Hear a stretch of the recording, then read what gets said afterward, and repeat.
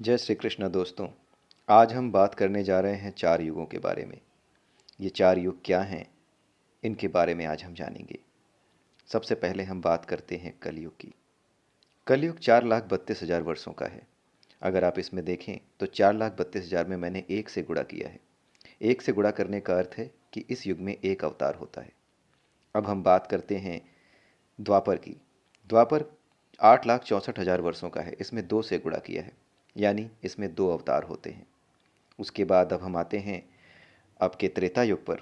और त्रेता युग आपने देखा कि 12,96,000 वर्ष आपको दिख रहे हैं, और इसमें मैंने 4,32,000 में तीन से गुणा किया है। इसका अर्थ है कि इस युग में तीन अवतार होते हैं।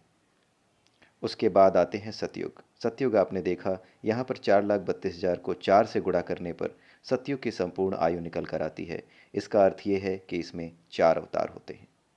तो दोस्तों ये था पूरा कॉन्सेप्ट युगों के पीछे कि एक युग कितने वर्षों का होगा और कितने अवतार उस युग में होंगे। और ये पूरी तरह से साइंटिफिक है। जब हम भागवत गीता को समझेंगे तो उस समय आप इसे कनेक्ट कर पाएंगे। मैं इसी तरह से चल रहा हूँ ताकि भागवत गीता आप कनेक्ट कर पाएँ। जब एक एक श्लोक पढ़ें तो ये जो चीज़ें हम इन वीडियोस में देख रहे हैं ये आधार हैं भागवत गीता को समझने के लिए। और एक चीज़ मैं आपको बता दूं कि ये जितने भी युग हैं, सतयुग, त्रेता, द्वापर और कलयुग, ऐसा सोचना ठीक नहीं है कि सतयुग में हर व्यक्ति अच्छा होता है, द्वापर में बुरा होता है, त्रेता में थोड़ा अच्छा और होता है द्वापर की तुलना में, और कलयुग में सबसे बुरा हो जाता है। आदमी के ऊपर प्रभाव नहीं पड़ता। ऐसा नहीं होता कि हवा ही कुछ ऐसी चल रही है कि मैं बुरा हो जाऊं कलयुग में। आप इस तरह से समझिए कि अगर कहीं गंदगी होगी तो वहाँ पे वायरस, वहाँ पे विषाणु पैदा हो जाएंगे। अगर कहीं सफाई होगी तो वहाँ पे विषाणु पैदा नहीं होंगे, वहाँ पे स्वच्छता का वातावरण रहेगा। तो प्रकृति को अगर आप सही से निहारना जानते हैं तो सनातन धर्म को समझना बिल्कुल भी मुश्किल नहीं है। आप इसी तरह से समझ लीजिए कि जब कलयुग आता है तो आप ये समझिए कि जो प्रकृति के गुण हैं उन गुणों में से एक जो गुण होता है जिसे हम तम कहते हैं, तमोगुण, उस गुण की प्रधानता हो जाती है। तमोगुण की तुलना आप उस गंदगी से कर सकते हैं जिसमें वायरस पैदा हो सकते हैं। तमोगुण में किस तरह की गंदगी होती है?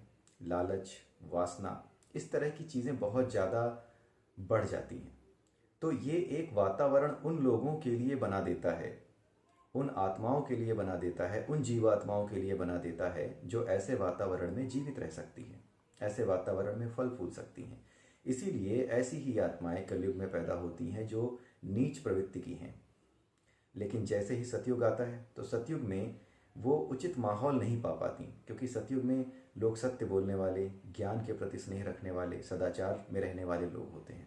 तो ये वातावरण उन दुष्ट आत्माओं के अनुकूल नहीं होता, उन दुष्ट जीवात्माओं के। इसलिए वो जीवात्माएं सतयुग में जन्म नहीं लेती।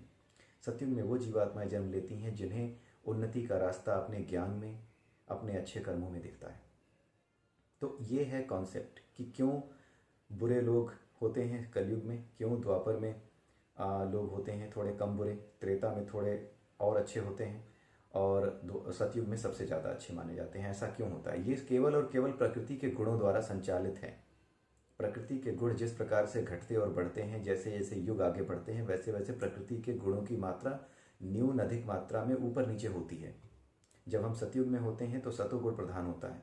जब हम त्रेता में आते हैं तो उस समय सत और रज, इन दोनों की बराबर बराबर मात्रा आने लगती है। जब हम द्वापर में आते हैं तो सत एक भाग रह जाता है, रज दो भाग आ जाता है और तम एक भाग आ जाता है। उसी तरीके से जब हम कलयुग में आते हैं तो सत बहुत कम रह जाता है, रज की मात्रा और तम की मात्रा बहुत ज़्यादा हो जाती है। तो रज और तम की मात्रा उन आत्माओं के लिए उपयुक्त है जो अपनी मेटलिस्टिक डिज़ायर्स, अपनी भौतिक इच्छाओं की पूर्ति करना चाहते हैं। तो ऐसा बिल्कुल नहीं समझिए कि हवा ख़राब चल रही है इसलिए हमारे दिमाग ख़राब होते हैं या लोगों के दिमाग ख़राब हैं। होता ये है कि ये वातावरण अच्छा है उन दुष्ट जीवात्माओं के लिए जो कलयुग में है, इसीलिए वो इस समय जन्म लेती हैं। लेकिन कुछ ऐसी आत्माएं जो अपनी उन्नति कर्मयोग के माध्यम से भी देखती हैं, वो आत्माएं अच्छी होने के बावजूद कलयुग में जन्म लेती हैं और वही कलयुग में इन अधर्मियों का नाश करती हैं। कुछ लोग होते हैं ना जो बहुत अच्छे होते हैं, कलयुग है इसके बाद भी अच्छे लोग हैं, क्योंकि ये वो जीवात्माएं हैं जो ज्ञान में उस स्तर तक हैं जिस स्तर पे वो ये समझ चुकी हैं कि कर्म के माध्यम से भी मुक्ति पाई जा सकती है। इसलिए अच्छी आत्माएं हर युग में जन्म ले लेती हैं जो कर्म योग के माध्यम से आगे बढ़ना चाहती हैं। उम्मीद करता हूँ आपको ये व्याख्या समझ आई होगी और कॉन्सेप्ट थोड़े और क्लियर हुए होंगे। तो अगले वीडियो में फिर मिलेंगे, तब तक के लिए नमस्कार।